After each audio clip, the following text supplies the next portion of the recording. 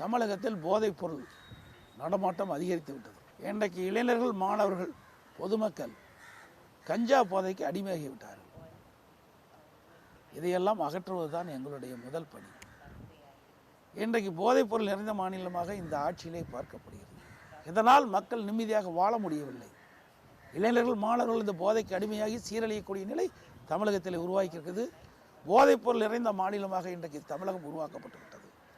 இதனால் இந்த போதை ஆசாமியால் தான் சட்ட ஒழுங்கு சீர்கெடுவதற்கு மூல காரணம்.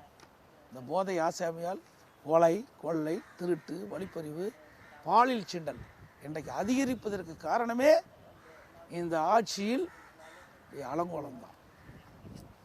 இதையெல்லாம் தடுத்து நிறுத்துகின்ற அரசாக அதிமுக அரசு இருக்கும். அது மட்டுமல்ல, அதிமுக ஆட்சி அமைந்தவுடனே 3 மாதத்தில் தமிழகத்தில் போதைப் பொருள் நடமாட்டம் அறவாக ஒழிக்கப்படும். கஞ்சாவை அறவாக ஒழிக்கப்படும்.